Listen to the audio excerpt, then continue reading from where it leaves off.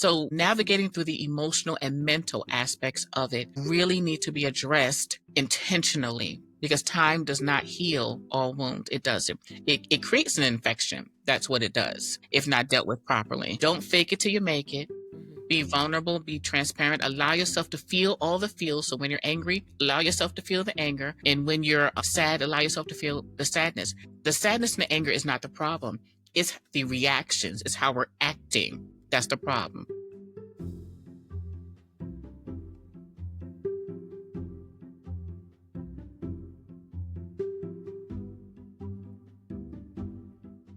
Infidelity can shake infidelity can shake the very foundation of a marriage, and facing it over 40 brings its own sets of challenges. So today I'm honored to have with us Arrettres Hollins, who is a certified mental health coach and a faith-based relationship consultant.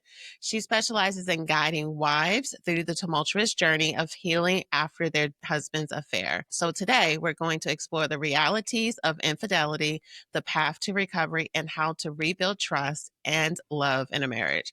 Whether you've been touched by infidelity or want to understand its impact, this episode offers valuable insights. So let's dig in. So thank you so very much for being a yes today. Thank you so much for having me here. The cool thing about our connection, I do not know how we connected. However, we've been connected on Instagram now. I want to say it might have been probably because of Clubhouse.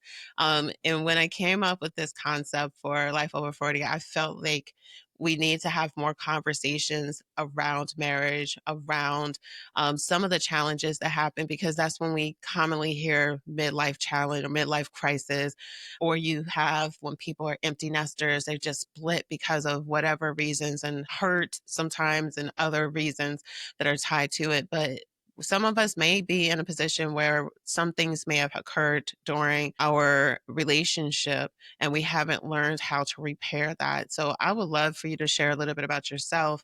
And what made you really passionate about helping others through this process? Awesome sauce. Well, thank you again. But basically, I've been doing this for maybe about 8 years now, and I have a heart for women who are enduring some level of pain, issues within their marriage. Marriage is hard. It's two people with two different backgrounds coming together, trying to live till death do us part. Yes. So that in Like, itself woo. has its own hiccups, okay? Yeah. And then when you add infidelity and betrayal or heartache, that makes the road so much harder for women. I witnessed that in my mom and her relationship with my father and his relationships after that. And even in my previous marriage, in relationships, the betrayal it can destroy women if we don't tend to ourselves properly. Sometimes, especially as high achieving women, issues come up and we like railroad over it into like carrying this weight, like I've got it together. I'm not going to break. And it's like, honey, you need to grieve the Yes. dreams you had of this perfect marriage, or the dreams you've had of you two having this union together that's not easily broken. You have to allow yourself to process that. So I have a heart for wives who are really trying to navigate through the season and do it gracefully, without going to jail. Yes. I know if you are over 40, we remember the days of Left Eye, or even like waiting to excel. Like, y'all, we're not going to be using lighter fluid in vehicles and or homes. Like, we That can part. use our words Yes. in this place. Use the words that are actually going to produce the results that you want. Certain words Yeah. is going to only escalate the situation. So Mhm. let's use our words wisely. But I'm glad that you say that, because sometimes, because when we're in the space of hurt, our immediate reaction is to hurt someone else. But Absolutely. what happens is our hurt doesn't it's never aligned with what we really want. Like, we might be heated in that moment where we're like, I don't care what I say, like we're angry, but really that's not we don't want to torch like the relationship. We don't want the extremity or that now that person that we love to now come back at us because our action isn't aligned with what we're really wanting in a relationship. And do you find that sometimes even people might feel regretful for how they even acted in the situation? Absolutely. A lot of the wives that I work with, they're struggling with the anger. They're struggling with how they're expressing it when they're triggered. You Mm, know, when you're, especially when you're not in a safe space, when you don't have the right community around you to support you through the healing process, when you're not working with an infidelity recovery specialist who can really help you navigate through those triggers. And especially as faith based, as women who love God, sometimes all we hear is just pray about it. And it's like, okay, pray and what? Because I want to stab him, you know, exactly. pray and what? What else should I do? And I'm in no way knocking the power of prayer. I'm 100% Yeah. ride or die, team Jesus. We're going to pray all day. But Yes. we're also a part of this natural earth. So when I'm feeling those emotions, when I'm feeling triggered, what should I do when I want to yell? And you have to give yourself space to express yourself and that anger and knowing when and how to do it. In the middle of a heated argument, you're probably not going to get the results that you truly desire. And it's going to add fuel to that fire that's already like trying to consume you, your husband, and your entire marriage. So we just really have to get in an atmosphere or a space where we're safe and can be vulnerable and can be heard. And that's not normally with the husband first. Because Mm, sometimes we want to take that frustration to our husband and I'm angry and I'm mad and you did this and you did that. He's not equipped to handle it. Let's just be yeah. real. He's trying to navigate through the fact that I messed up royally and I don't want to Yes. lose my wife. I don't want to lose my family. I'm wrong. And he's probably beating up on himself too. If he's a good man, he's Yes, beating up on 100%. himself, and he's trying to turn from what he's done. So that's why it's really important, one of the new um things I keep hearing now is don't forget your girlfriends. When you get married, don't forget your girlfriends, but you have to have the right community of girlfriends 100%. around you. Women who love God, who are team marriage, who are pro marriage, and who can really support you as you're navigating through that and giving you a safe space to heal and be vulnerable as you continue to work towards rebuilding.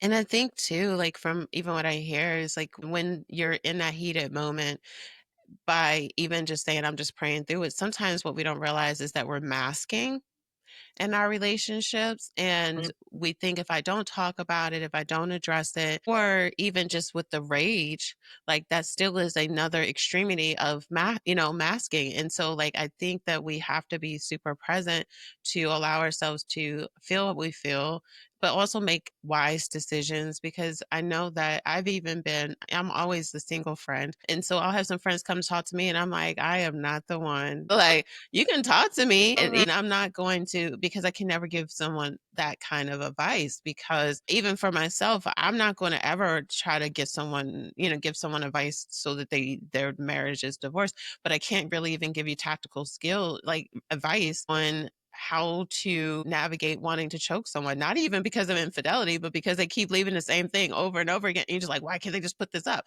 Like, that's not even the major stuff. But if yeah, we're not present, if you don't have friends that can even be honest with like, "Hey, I am probably not the best person to talk to about this. absolutely. Here's what I recommend." And I think that that's important for us to be present to with our friend circles. Absolutely. And that requires you to really be self aware Yes. because sometimes we like to project, especially as high achieving women. Sometimes we have this mask and we have this projection and this facade that we have to have it, especially as Black women. 100. We have to have the look. We have the stance. We have it together. We normally don't have a safe space to be vulnerable. A place where we can just say, you know what, I'm falling apart and I can't get myself together. But, we have to get to the point where we're vulnerable enough and self aware enough to know where those deficiencies are and where we're needing help. And when we truly don't have it, that there's a community that I can go to and say, look, sis, I need help. I'm struggling and I don't know what to do with these pieces that are crumbling around me. And it's common, I feel like that feeling around, especially when you get into the 40s, like this day and age, I'm like, I don't wanna do and be all things. I'm Uh-huh. like, I don't want to persevere in that way in my life anymore. Like, I Right. absolutely don't desire. And even as someone who's single, but I have I'm in a relationship, like, I even prior to meeting him, like, if I dated someone that I would have to still put on that role, I don't even go Mhm. further because I'm like, you're gonna like, your lack of leadership will automatically create the increase that I don't even wanna embrace. So if I can't trust where you going, where are you leading, I don't even wanna get in the car. Ab Like, drop me off right here. I don't wanna go forward, like, not interested. So it's Yeah. like, I think that these are some of the things that sometimes it's like that self-awareness in different cultures, different, age brackets, we find ourselves wanting to put on that, and sometimes I can imagine that putting that on can also be an underlining reason that the infidelity can come up because we don't know how to turn things off, ask for help, all of those different things. And infidelity is a very complex issue. There's see it on mainstream. We know people in our personal lives. We may have even personally experienced this. But from your experience, what are some common misconceptions people have about infidelity and what leads to it? Gosh, well, one thing that I hear all the time is they question the wife and how much sex she was giving her husband. Was she sexy enough? Was she taking care of him at home? Realistically, infidelity is the same as all sin. We're Hmm. f- we've succumbed to our flesh and did what we thought pleased us in the moment. That's it. It has nothing to do. Now, of course, we don't want to add to the situation by, you always got on the dirty t-shirt and, now that does not justify him having an affair. But you want to create an atmosphere where you're safe and vulnerable. You have your good days, you have your bad days, and there's balance there. Yeah. But one of the lies and myths is it's the wife's fault because she wasn't giving him enough sex or she wasn't sexy enough. No, because I believe in marriage. If there is an aspect of me that you're desiring, it's your responsibility as a grown man to come to me and say, "Hey, I would like this sexually. I would like this when I come home." Express yourself, communicate, not just go to the first fast tail girl you see walking down the street. You, Yeah. you know, Yeah. Yeah. Yeah. let's communicate with each other. So that's one of them. And the other is once a cheater, always a cheater. That's not true either, because what you're then saying is God can't redeem the sin of infidelity. He can deliver us from lying. He can deliver us from doing all these other things, from drinking and alcohol.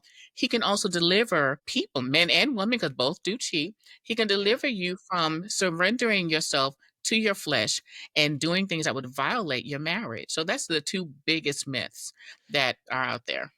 Well, I even think it's 3 with what you just shared is that men and women do it too. Cause like, I know I mean, Yes.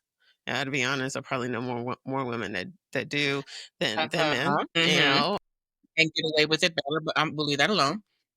I I mean, I don't really have my female friends that come to me saying, "Oh, I found out my husband was cheating." I more or less know what they've been doing, so and granted, maybe they haven't figured out that their partner was cheating, I don't know. And then I think too is understanding that it's not always just sexual infidelity. It can even be like I I had dated someone years ago, and let me tell you, it felt like talking to a brick wall, and I tried. Like, Mhm, I love a nerdy intellectual man that I can have conversations about all the things, and this person mhm, just was not that, and I'm right. like, but I know he's a provider, I know he's all these different things, yes, he's attractive, but Lord, that conversation, horrible, and in my mind, I was like, I probably would never cheat on him physically, but I know for whom I like the type of person I am, I would be Mhm. seeking the conversation and the intellectual stimulation from other people outside of our relationship just because that wasn't there. So I think that that sometimes can be something that people don't talk about enough as well is not just crossing the line, but just having these inappropriate conversations and interactions with people that we should be seeking with our partner too. Yeah, and that emotional affair can sometimes be worse than the Yeah. physical is there, because there's ties there, there's emotions there, there's a heart tugs there. You're sharing a part of yourself that's dear to you. You're sharing those wonderful things that happened during the day and those I felt bad today, and you call that person. It's a deeper connection when you're connecting with someone emotionally. We have to consider all aspects of it. And what I normally tell, because there's times when I'm coaching and the husband will be on the call, and I'll say, well, were you involved in something that you would not want your wife to do? Would you be Mm. okay with your wife having that conversation with some guy? When you turn the tables, it's like, oh, wait a minute, Oh, wait a no, minute. no. Oh, no. Oh, now all of a sudden, your bravado come out of you. Yeah, exactly. The conviction. The conviction of it all. But, Absolutely. uh, but as all the statistic is that statistically, it indicates that 20% of married men and 13% of married women have reported to being unfaithful to their spouse. So women aren't that far behind. They're not. They're not. And honestly, especially with the way, like we were talking earlier about the dynamics within the home, and women are getting tired of doing all the things, and you're not showing up for me. And because sometimes men get comfortable, Mhm. and you're not showing up for me the way that I want. And women are like, well, you know what? My house is taken care of. Let me go take care of my needs out here. Not to Yeah. justify it in any way, but you're right. Wives and women are surrendering to the flesh too, Mhm. unfortunately. A Mhm. and that's why I thought that this is a powerful conversation is because it does happen to both, to both for Mhm. whatever their validations of that. And the thing is that it can be particularly challenging to have this regardless if it's an emotional or a physical. But what are some unique obstacles that you find that individuals are facing when it comes to infidelity when they are at this midlife crisis part? Like, is it that this is a new discovery, or is it still not letting go of something that happened a long time ago? The triggers. If you don't learn how to deal with the triggers, it will never end. You'll be on an ongoing cycle. I've had women who come to me where the affair happened 10 years ago, Oh, and they're wow. still struggling with the triggers because you don't address it properly. You're not, because when the Bible tells us to take captive our thoughts, there's a reason why it's telling us to control our thoughts. If not, the enemy's going to continue to remind you of those things that happen. So triggers is the first thing that most wives are struggling with. Then the emotional roller coaster, because there's this part of you that wants it to work, and you want to stay married, and your husband is now committed to the marriage, and you're trying to do all the things, but then you keep thinking back on, well, what if he does it again? Or Mhm, there was so much pain, and the anger that will fester every once in a while, where you're constantly on these highs and lows of, let's rebuild. No, I'm walking away. I love you. Nope, never want to see you again.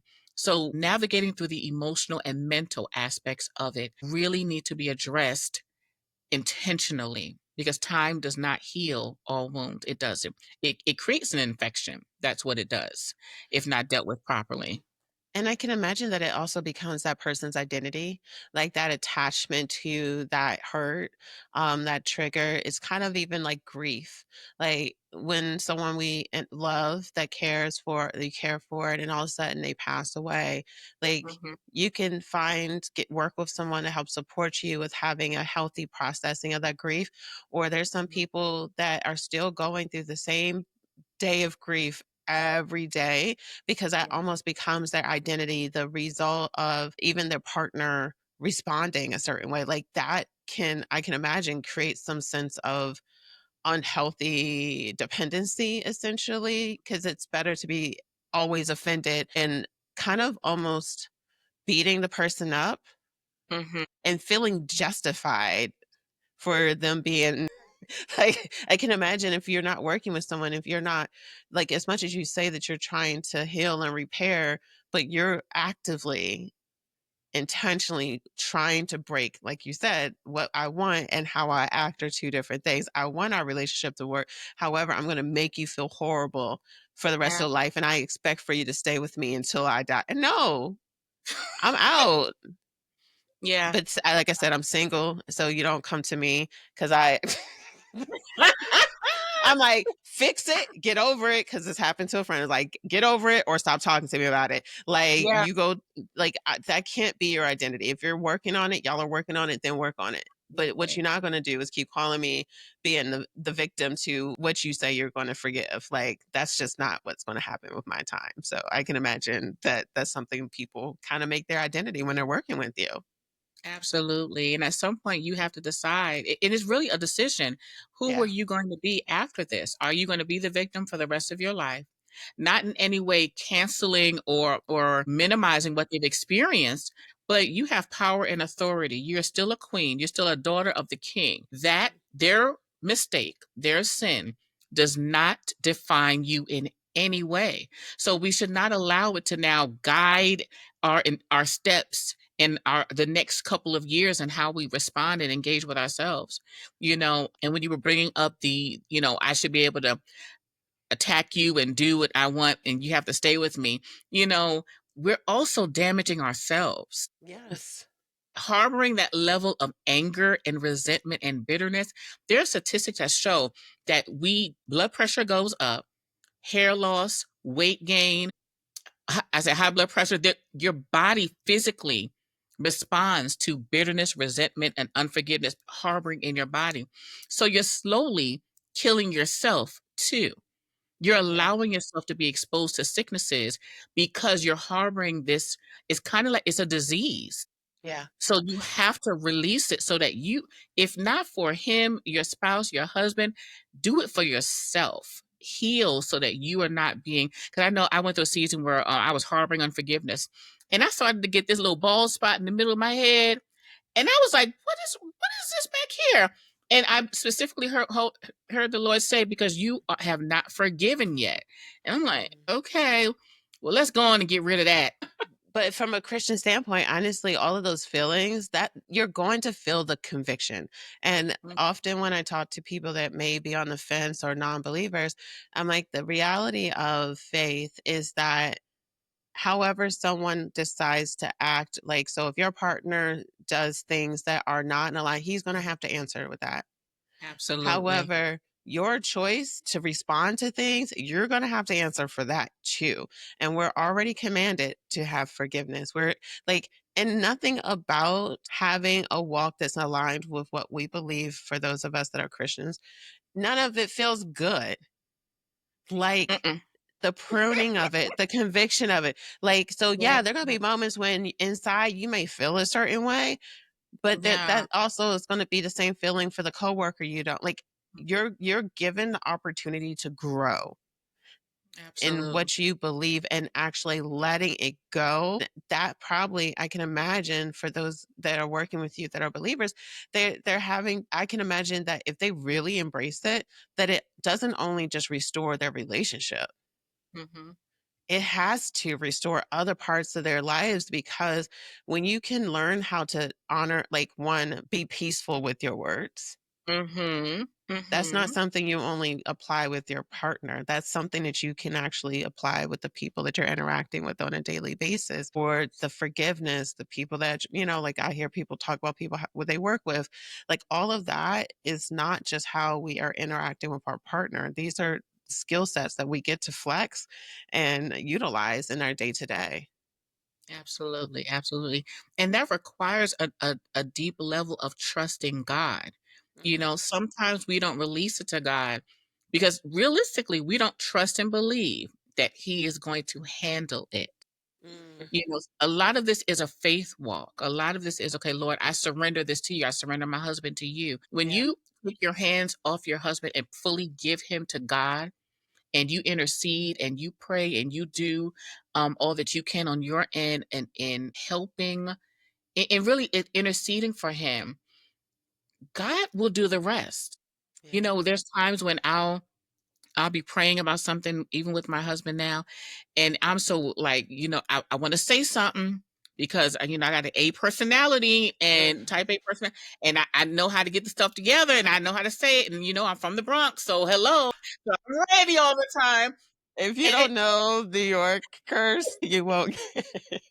If you don't know New Yorkers, you will never understand, but we Yes. stay ready Yeah. all the time. And there's times when God will just tell me, be quiet Mhm. and sit down and let me handle you. And God will minister to my husband, and my husband will come and say, Research, I was thinking about X, Y, and Z. And it's like, oh my gosh, if I would just be quiet and let God do what God can do. So it requires, in any aspect of marriage, it really requires one, a surrendered will to God Yeah. and saying, God, I trust you.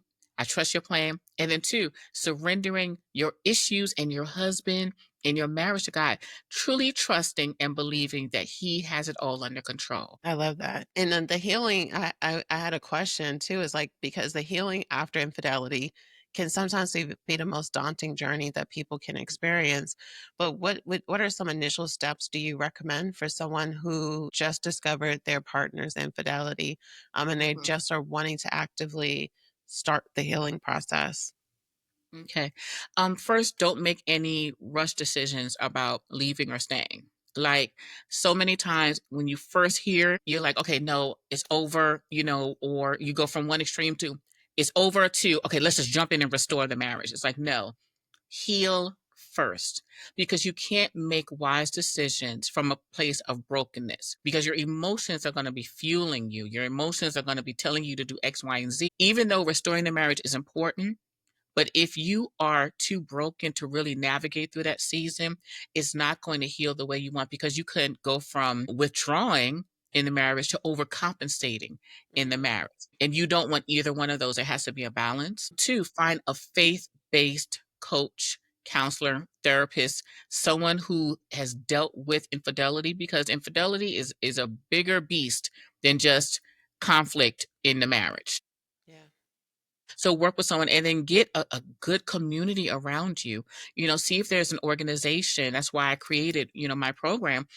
Get around women who are on the same path with you, have possibly experienced the same heartache you have, because you need to know that you're not alone. The enemy will make you feel like you're the only one who's Mhm. ever experienced this. So now you have to hide, you have to isolate yourself, you have to go through this season by yourself and not allow others to support you. So get around others who can support you. And it might be tough at first because no one's raising their hand saying, hey, my husband cheated on me. Come join my circle. No one's doing that. No.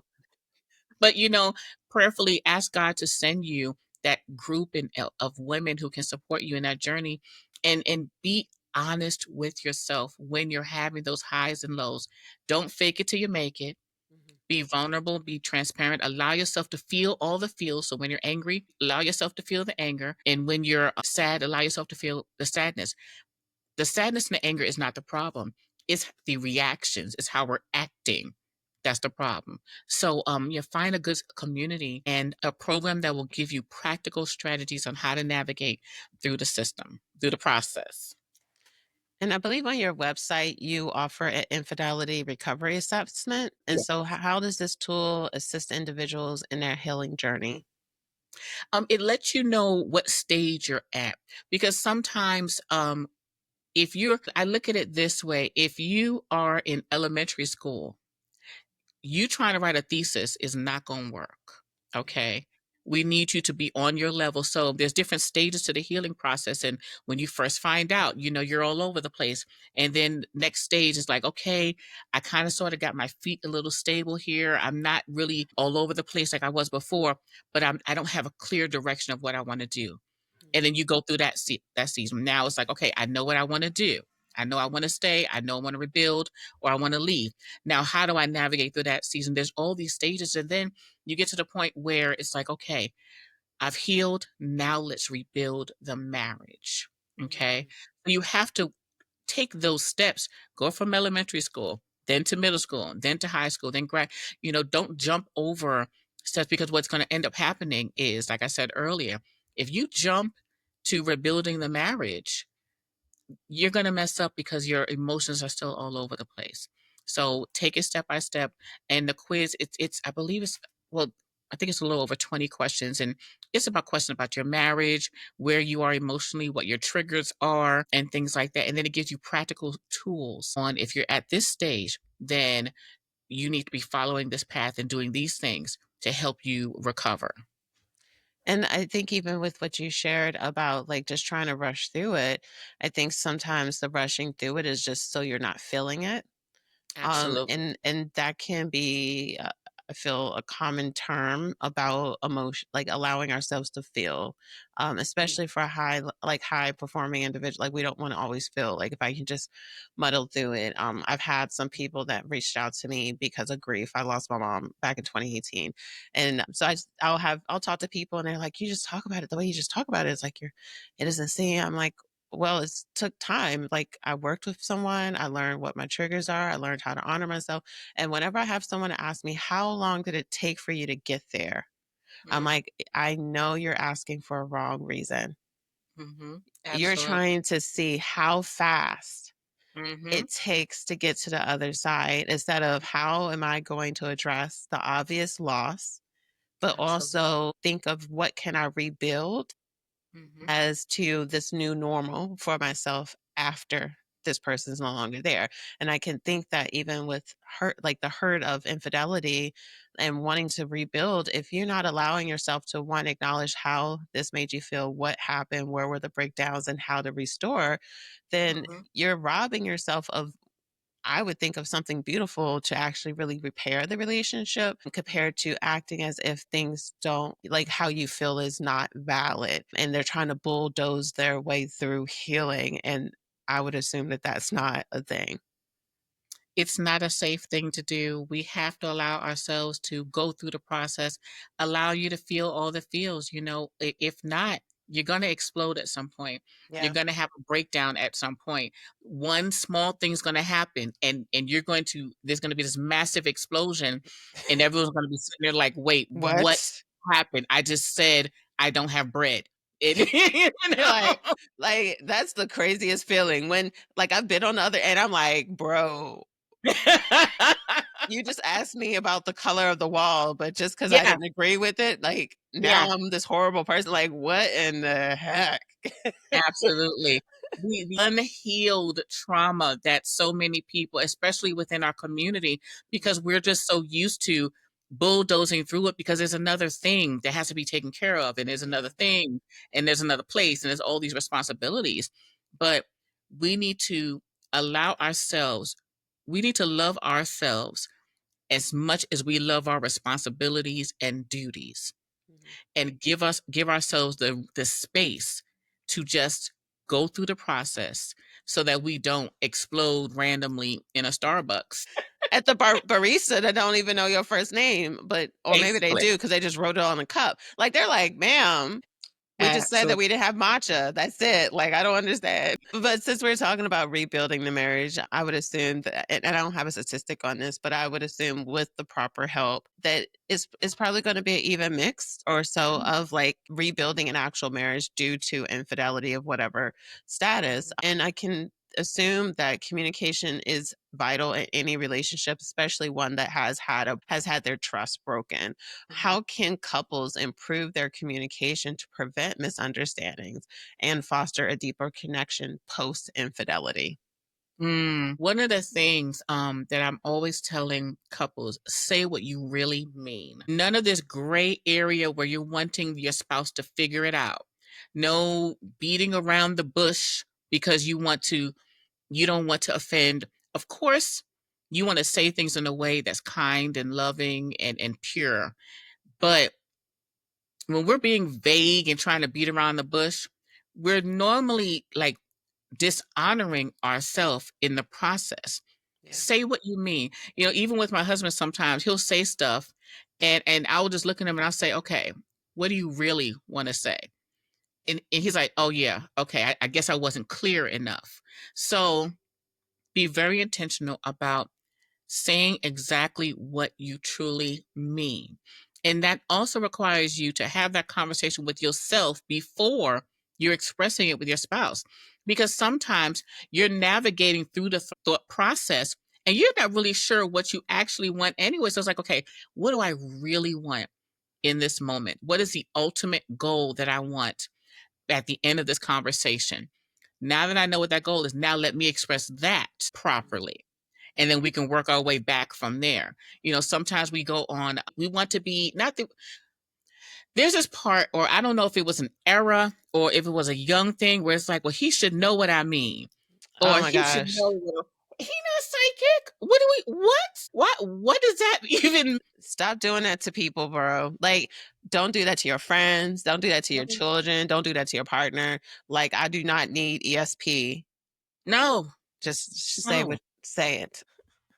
I'm very good at saying exactly what I want. I don't know if that's the New Yorker in me or what, but this is exactly what I want. I'll give you a list of the things, and you decide what you want to do with the list of things that I've given to you. But we have to stop being around the bush and just be really clear with what we want. And then another thing, we have to make sure that the requests that we're making are requests that need to come from our husband. Mm, Sometimes we'll put the pressure of what we're supposed to get from God on our husband, and we're expecting our husband to show up in ways that only God can show up. There's a level of grace that we have to offer our husbands, not saying grace in infidelity, but grace in living together. He's yeah. not going to be 100% all the time. He's not going to cross all the T's and dot all the I's. He's going to forget things. He's going to make mistakes. Unfortunately, he might make the same mistake. The socks are still on the side of the bed, you know? Like right next to the container that they're supposed to be going into. Absolutely, absolutely. Choose your battles. Is Yeah. this really the hill I want to die on? So really becoming vulnerable enough, even with yourself, to be able to say, "This is what I truly desire. This is one of those non-negotiables in my life right now. And do I need to get this from God? Do I need to get this from my husband? Do I need to? Is this something I can do for myself? That's And loving myself and growing in myself." that's powerful because the grace part. Mhm. Because if we're really honest, we fall short too. Absolutely, But we absolutely. have our partner supposed to be have it all together, Mhm. and it's unrealistic. And again, like that can almost even become that identity. And Yeah. then we overcompensate because we haven't given, like, you knew that him forgetting X, Y, and Z, was it really his intention? No. But you are intentionally talking Mhm. down on him or doing Mhm. whatever you are intent, like, he didn't forget to do this because he hates you and he just doesn't wanna listen. But I That part. feel like that is how we see it. Like, Mhm. I keep saying these things and, like, no, like, like, you forget too, Absolutely, and absolutely. how would it feel if he did that to you? Because most of the time they won't do that. We're the Mm-mm. ones that do Mhm. the Mhm. berating. We become the mother in the conversation, Mhm. talking to the child or chastising the child. Yes. And one of the biggest things, I don't know if it was a mistake or a blessing. In the moment, it felt like a mistake, but asking God to truly show me myself in those moments where I make it hard to be married to. Mm, It's just like when God started to show me my character and things that I'm saying and how I'm showing up, it's just like a very humbling experience. So I always challenge wives, ask God to show you you. And sometimes I will help you to offer that grace, extend that grace to your husbands. And realistically, you have no ill intentions towards your husband, and he genuinely does not have ill intentions. Y'all are not the enemy. Y'all are the yeah, enemies. Y'all are in this together. yeah. It's a partnership. Like, I think that that is so important for us to remember. And when you start to work with someone and you talk to them about like how you're feeling and receiving, and I think if you're going into infidelity, just automatically pointing the finger, I would assume that that's probably not the most helpful of reactions because everything has a cause and effect. And it doesn't mean that you deserved it or anything like that. But sometimes we have to really have these honest moments with ourselves of like, even though I may have been intimate with this person, but because you keep doing X all the time, I talk to you crazy. Like, so that's why it's easier for me now to have these conversations with this woman at work Yeah. because she hears me. I feel heard Hmm. because I don't feel that at home. Yeah, yeah. And of course, we're not justifying. No, no, please don't hear that and think we're justifying. I mean, No, we have then to you be really need to really reach out to her to talk to you, because if you heard that we say you deserve to get cheated on, you mm, need to schedule a call, click the link immediately. in the description, because that is not what either one of us are actually saying, just to let you Absolutely. know. We have to create, when I was, when I got hit my peace became like a mandatory thing in my Yes. world. And creating an atmosphere of peace, it was just like a deal breaker. Hold on, you bringing drama. I'm sorry, cutting it off. Yeah. Now, in our homes, we have to make sure that our homes are a haven and a safe space for everyone that comes in. Even if your peace was disturbed because, the room doesn't look as organized as you want it to look, that doesn't mean you now get to run and disturb the peace of everybody in the house Mhm. because, things are not working the way that you desire. So it's important that we are intentionally monitoring ourselves because no Yes. matter what, I have to represent God at all times. Yeah. He's not going to look at me and say, well, did John do this to you? He's not going to question what my husband did when he's dealing with me and my issues. Uh-huh. He's going to say, Aretris, you knew better. You're Yeah. supposed to be representing me and you did not represent me well. Is it easy? Nope. It's At not all. easy, but that's why we have the Holy Spirit to help us. And we have free will to choose to obey or choose to go against God. But going against him ain't never going to work for you. So you might as well just surrender.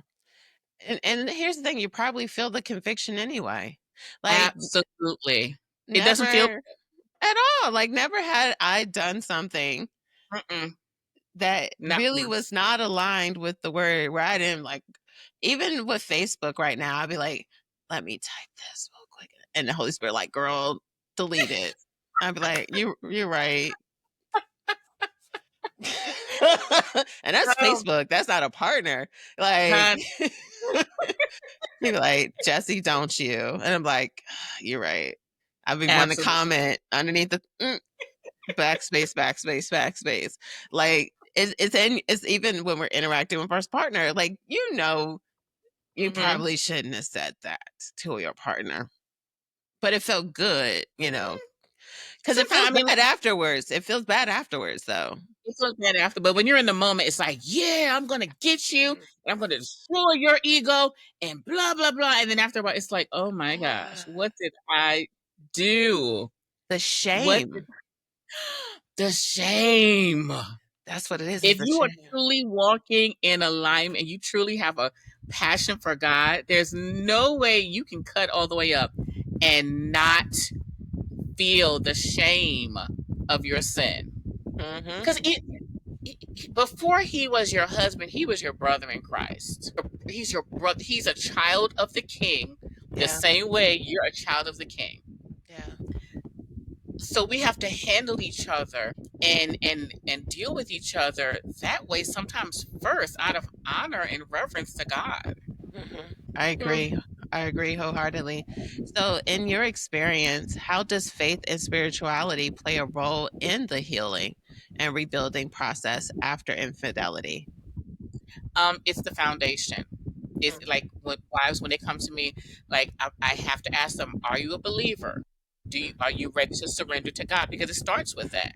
Yeah. Most the first couple pillars of my program is getting your prayer life back together, creating those habits of you knowing who you are as a child of the King, knowing the power that God has given you to declare and decree life over your marriage and over yourself. What are the words that you're speaking and taking captive your thoughts? Like throughout my program, it's constantly this is what the Bible says, this is what the word says, this is what God says. I think it's impossible. I think it's impossible to do it without God. And I stand on that. Can you go to a regular counselor and they help you with some steps and things? Sure.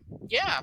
But if your marriage is going to represent the kingdom, when it says when husbands love their wife as Christ loved the church, that's a covenant. That is you representing the sacrificial love of Christ. There's no way that a man can do that for a woman without having a deep rooted connection with God. And then Mhm. when the Bible tells wives to submit to their husband as the husband submits to God, it's like everything is connected to God in some way. Yeah. So you have to believe God. And you have to, while you're going through the healing process, you also have to rebuild your faith in God and learn to separate your husband's sin from God's faithfulness. Because sometimes when husbands have an affair, wives will look at God like, well, God, why did you protect me from this? Why didn't you stop him from doing it? And you have to understand that that doesn't represent God. That's your No. husband's sin. That's your husband's fallenness from Christ. So I think it's imperative. And that's why, we build on your prayer life. We build on you knowing the word for yourself, not just what your pastor read to you on Sunday morning, but Mhm. are you studying the word for yourself? Are you allowing it to minister to you and take root in your heart? 100%. You cannot restore your marriage the way God intends without having Him as the foundation of the entire process. I love that. And so, like, I love that we talked on the rebuilding of your marriage, but some people that may be listening to this, they have not experienced this yet. So, what advice would you give couples that are looking to safeguard their marriage against infidelity? That's a good one. Number one, know what you truly want. What do you want in a marriage? What do you desire from your spouse? Whether when wives, know what you desire from your husband. What do you want your marriage to look like? What do you truly want to wake up to day? What is the rhythm of your marriage? Know this for yourself. Part of my program, we do a vision casting session where wives are literally writing out, I would love to go on this number of dates, and I want to wake up to my husband this way, and I want my bedroom to look like this, and I want my home to look like this. The Bible says to write the vision and make it plain. Mm, So write and know exactly what you desire for yourself before you go to your husband expecting him to just show up in a way that you're unable to articulate on your own. Have that conversation with your spouse after. Along with that, know what aspects belong to you. yeah, When it comes to my bedroom, it's decorated a certain way. I have essential oils on. The ambiance it fits a certain thing. I can't just wait for him to yeah, decide he's going to get it together. yeah, Know your strength, know his strengths. My husband's really good at surprises and in doing these romantic gestures, but asking him to plan, yeah, that's not going. So you need to know, You're like, my baby." He's like, "You're like my baby tries ish." yeah, is he tries and we love him for it, but know your strengths and know their strengths and be okay with, okay, I'm strong in this area. Let me lead in this capacity, and in these areas where you're strong, you lead in this capacity, not in any way um taking him down from lead of or head of household, Yeah. but in knowing that, okay, this is my strong suit. Let's create this atmosphere of peace, and he goes along with that. And I wish that there was more conversation, not even once you're in marriage. I mean, I think it's important, but even before marriage, having more conversation about vision, because I feel that I feel like there can be like this newness and all of like these co- topics are discussed that have value in its own place, but really understand like what does someone think of, like what would retirement look like for them? What does intimacy look like? Because I feel like we just assume or we read through and we find ourselves in a position where we're doing something that really doesn't add value when we think about the love languages and things like that.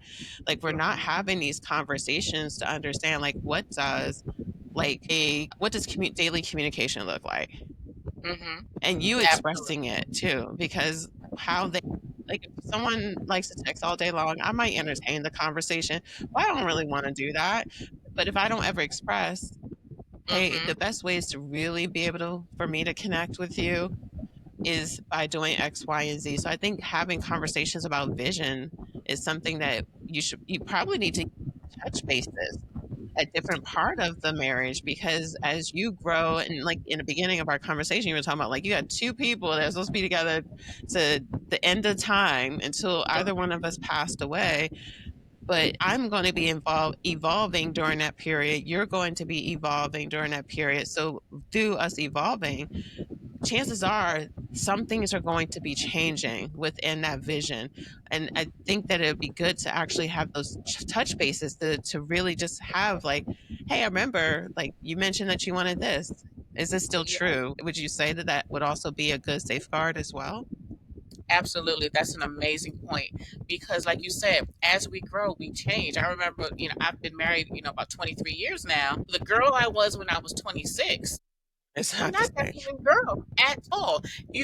My husband would give me flowers, and I'm like, I don't want those flowers. Not that I didn't want them, but it's like, oh, wonderful, thank you. But I had no excitement about flowers. Now I want them every day. Bring me the roses, bring me all the things. So as you grow, one, we have to own our responsibility to properly express how we're evolving. Those little things about our desires and habits that have changed, express it so that our husbands know how to show up for us. And the same thing with your husband. If he's the same person he is after 10, 15, 20 years of marriage, if he's that same person from the beginning, there's a major problem. There's a major Yeah. problem. Or it may be that you only are seeing him in that way too. Because I would Yeah. assume that he may be evolving some, but if we don't take the time to see where certain things have changed, then you Hmm. might not even be present to how that person's changing, or they're not being transparent about how certain things are changing in front of you. So, like, are you really creating a space that's a safe space for communication on how Absolutely. those things are changing?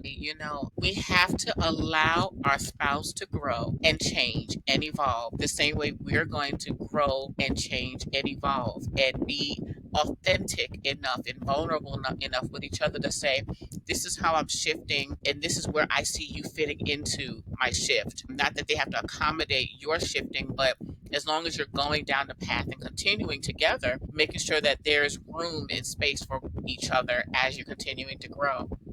Yeah. So, for those, as we wrap up, I did want to ask this question because I'm sure that you can at least give someone a healthy way to do this. For anyone who suspects their partner may be unfaithful, what are some steps they should be taking? That doesn't mean lighter fluid to anyone's cars. What steps should they take for confronting the situation if they're suspecting it? Okay, the safest thing, including women in my program, one of the things I always tell them: don't ask a question you don't want the answer to. Mm, If you're not ready to deal with the answer, do not ask the question. But one of the things that we do is we ask the Holy Spirit to reveal every and anything that can destroy my marriage.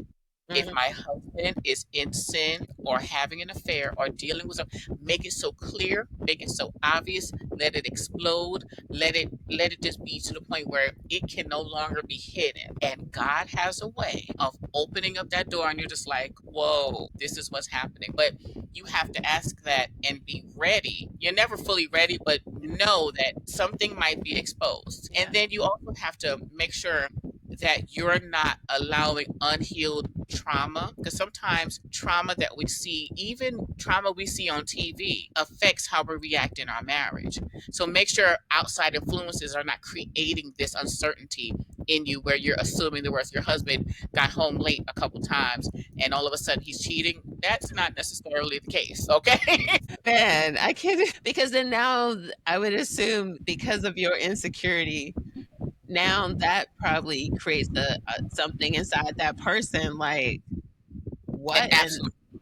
And if it's constant, honestly, that makes Mhm. them even less attracted to you now. So you've created this matter inside of it because they're like, every time I go somewhere, I'm not even like the worst thing I think for most people in a relationship, you getting blamed for something that you are completely not even doing. Like, bro, leave me alone.